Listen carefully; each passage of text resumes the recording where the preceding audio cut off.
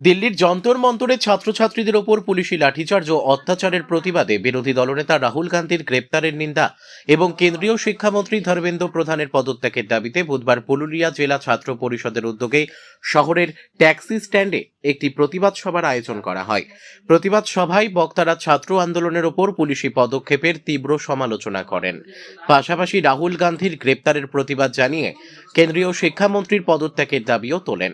এই কর্মসূচিতে উপস্থিত ছিলেন পুরুলিয়া জেলা ছাত্র পরিষদের সভাপতি শুভ রাউত, জেলা ছাত্র পরিষদ নেতা অরবিন্দ কুমার, শাহনওয়াজ খান, শহর ছাত্র পরিষদ নেতা মোহিত গুপ্তা, তানজিল মাসুদ, বিকাশ মাহাতো সহ জেলা ও শহর ছাত্র পরিষদের অন্যান্য সদস্যরা।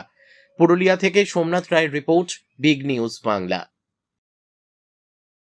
আজকে আমরা পুরুলিয়া জেলা ছাত্র পরিষদের পক্ষ থেকে সকলেই জানেন যে গত 20 তারিখ দিল্লির যন্তর মন্তরে ছাত্রছাত্রীদের উপর যেভাবে আঘাত করা হয়েছে, আক্রমণ করেছে দিল্লির পুলিশ, আমরা তার নিন্দা জানাতে একইভাবে নিট প্রশ্নপত্র ফাঁস হচ্ছে।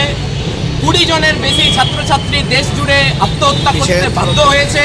কিন্তু আমরা দেখতে পাচ্ছি যে এমন একটা অপদার্থ সরকার, যে সরকার তার শিক্ষামন্ত্রীর পদত্যাগ পর্যন্ত নিতে পারছে না, এবং আমাদের দেশের বিরোধী দলনেতা তার উপরেও গতকালকে আঘাত এসেছে। এই সব কিছুর পরিপ্রেক্ষিতে এবং তীব্র নিন্দা জানিয়ে আমরা আজকে পুরুলিয়া শহরের ট্যাক্সি স্ট্যান্ডে আমরা প্রতিবাদ সভা করেছি, এবং আগামী দিনে পুরুলিয়া শহরে আরও বড় করে আমরা প্রতিবাদ সভা করব, তার প্রস্তুতি হিসাবেও আজকে এটা আমরা করলাম।